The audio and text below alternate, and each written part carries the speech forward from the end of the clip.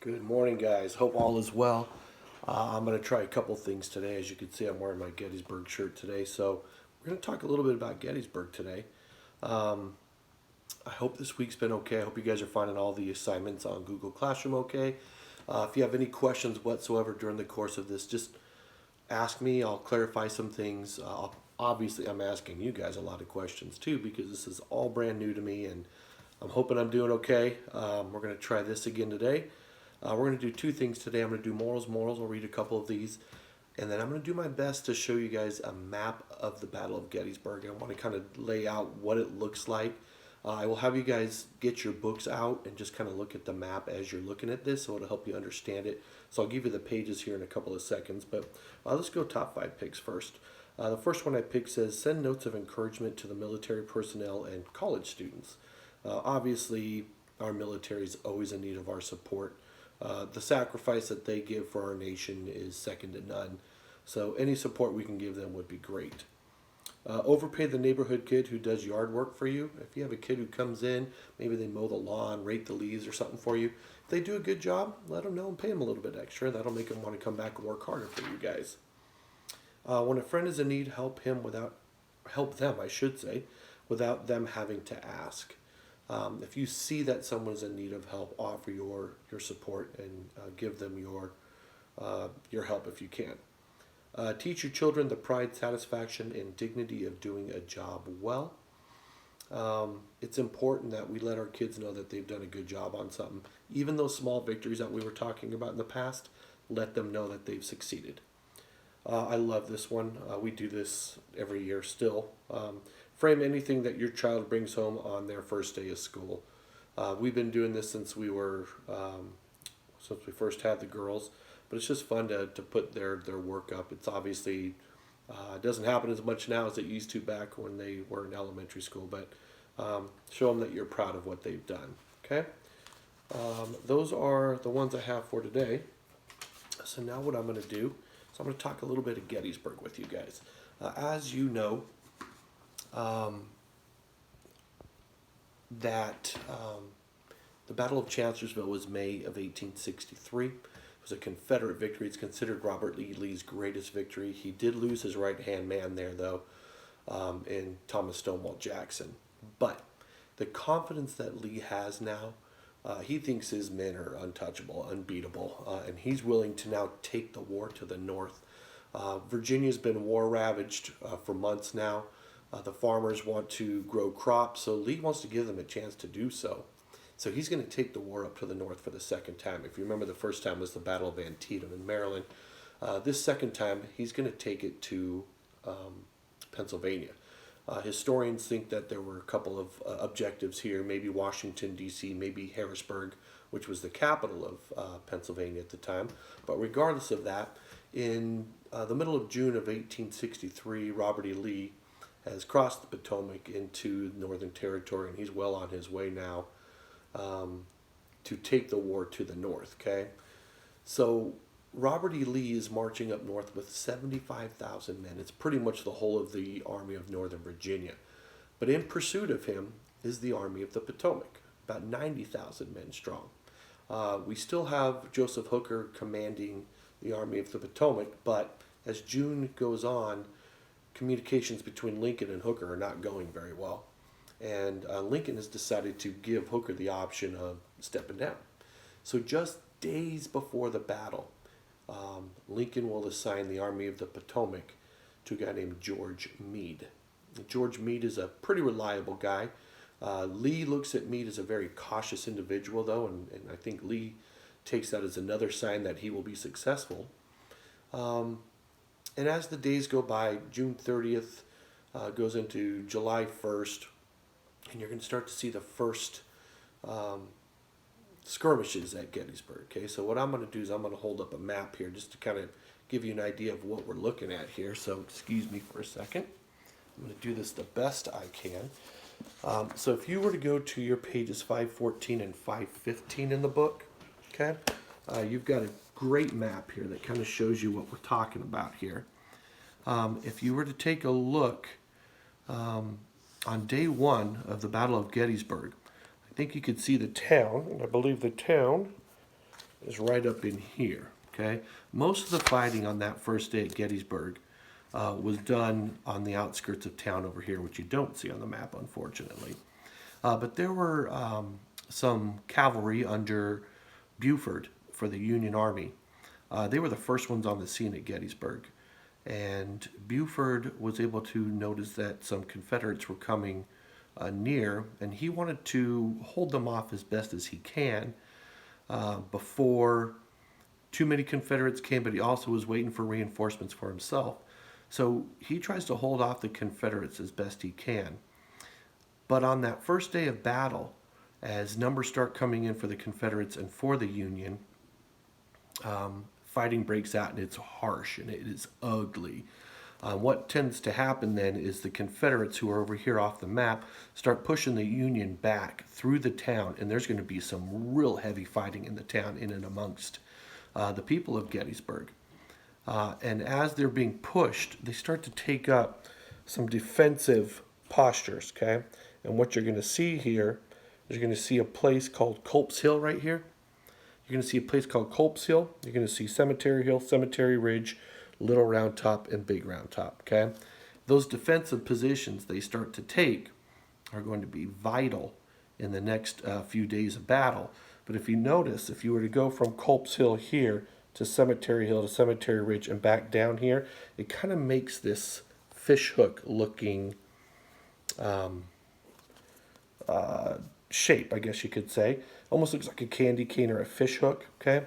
And what you don't see is at the end, the first day of battle, it doesn't go well for the Union. They lose a lot of men, but they get a defensive posture for day 2 that's going to be very difficult for the Confederates to lodge them off of, okay? They've got what's called the high ground in various places. You see Culp's Hill there, Cemetery Hill, even Cemetery Ridge. There's a slope there that the Confederates would have to march up to attack. And then Little Round Top and Big Round Top, obviously, are there going to be some high grounds too. So day 1 goes well for the Confederacy because they push them out of Gettysburg. But the Union is going to hold some strategic high ground, and that's kind of an important thing. So day 2 of the battle is going to be even bloodier than day 1, okay? Day 2, the Confederates have decided they are going to try to dislodge the Union off of 2 strategic areas, up here at Culp's Hill and down here at Little Round Top, okay? Those are what's called the flank of the Union Army, okay? If you notice, the Union Army starts here and it goes all the way down. The center would be here at Cemetery Ridge. So Little Round Top and Culp's Hill, the 2 flanks, the 2 sides, okay? And the Confederate Army wants to try to get around those 2 sides. So the bulk of the fighting that day is going to happen in this area here called Little Round Top. It's going to happen all over the battlefield, but this area down here especially, and here's why. One of the generals of the Union Army, a guy named Dan Sickles, he was kind of a political hack, I guess you could say. He was one of these guys that wanted to get some notoriety. He's actually going to, against orders, or actually without having orders, he's going to take his men off of Cemetery Ridge right here, and he's going to push them forward up here towards the peach orchard and the wheat field, okay, without being told to do so. And what that has done is it's created this huge gap right here on Cemetery Ridge. And if that gap is breached by the Confederates, they will get around the Union Army and it will be over. The battle will be over, and history as we know it would be completely different, okay? So as he's up here trying to fight, Meade has decided he's got to reinforce this line that Sickles has left. So he's going to take his men from Culp's Hill and he's going to rush them into that area there. And if you notice, it's not a very long distance. That's one of the great things about this hook here, is that you can reinforce men all up along that Union defensive line because it's a shorter distance. The Confederates are spread out all along the battlefield, just miles long. So it's hard for them to reinforce their men, but the Union has developed themselves a situation where they can easily reinforce the men and go back and forth. And I'm going to show you a video to support that pretty soon.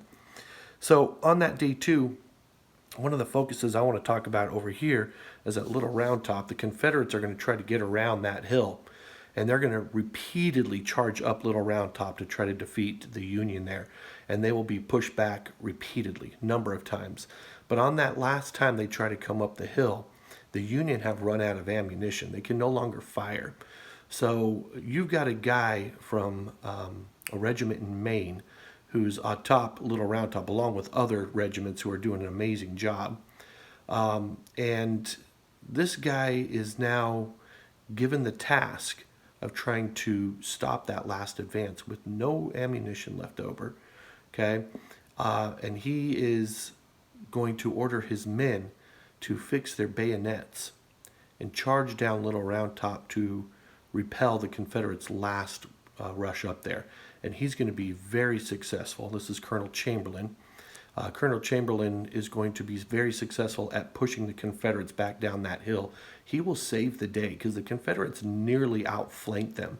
And if they had outflanked them there, it would have been tragic for the Union Army. So they are not able to outflank them. As a matter of fact, over here on Culp's Hill, they're trying to do the same thing, and they're actually repelled there too. So day 2 is going to end with the Confederates not succeeding at outflanking the Union Army at Culp's Hill and at Little Round Top.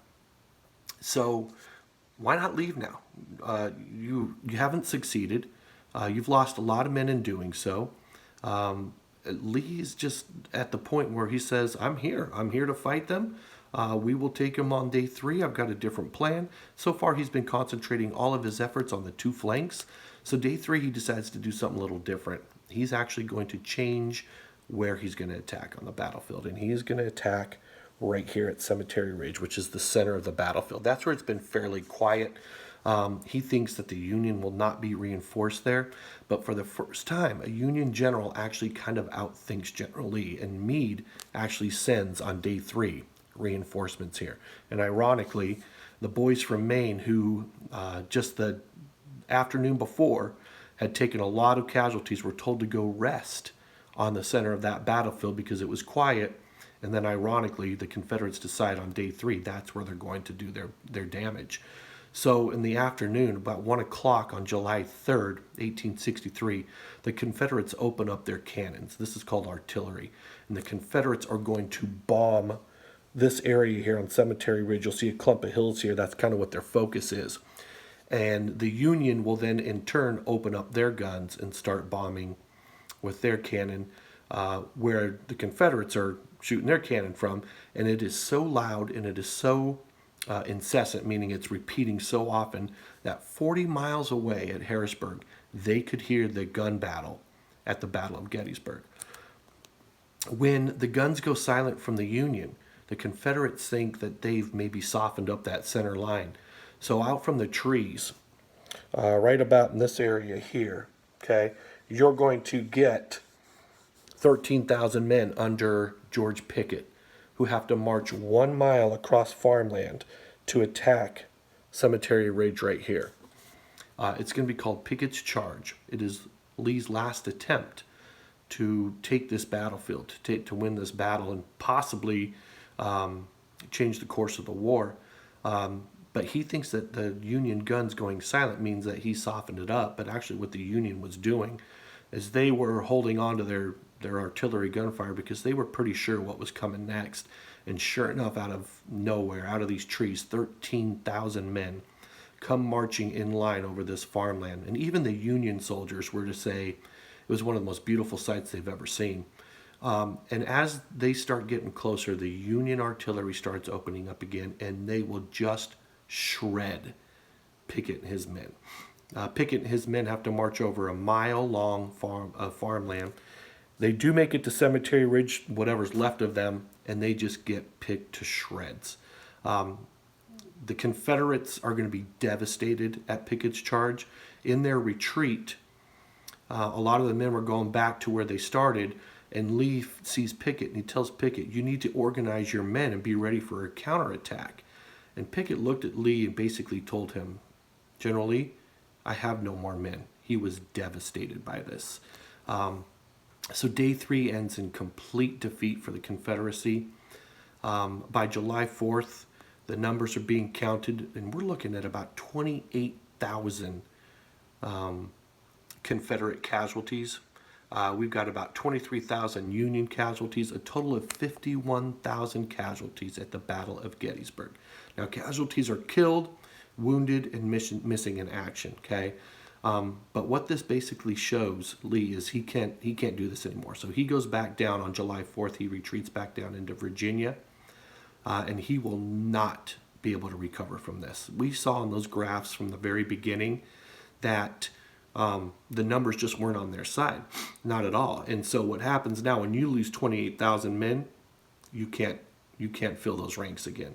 So the Battle of Gettysburg is going to be one of those battles where the Confederates lose numbers they can no longer fill in again, and you're going to start to see the Confederacy slowly start to bleed after the Battle of Gettysburg.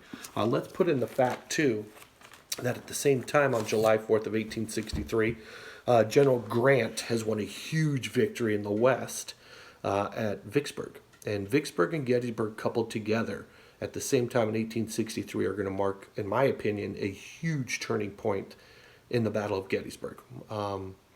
Not to mention this,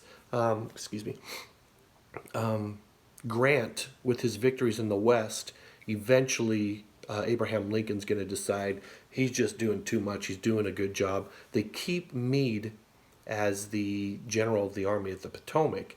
But in 1864, with all of Grant's victories, they're going to bring him back east to fight against Lee. And he's going to be in charge of the whole Union Army in the West, in the East. He's in charge of all of them. He keeps Meade as the commander of the Army of the Potomac, but ultimately he gets to dictate and say what's going to happen. And we're going to talk a little bit more about that later on. So I hope that kind of makes sense, and I hope you guys are able to look at that map and see it okay. I've got a video coming your way pretty soon with some questions. It's about a 10-minute video on the Battle of Gettysburg. So I hope that does well for you guys. Have a great day today. You guys, please stay safe and stay healthy. And I am looking forward to seeing you guys. I miss you guys all terribly. So have a great day and a good weekend, and we'll see you soon. Bye.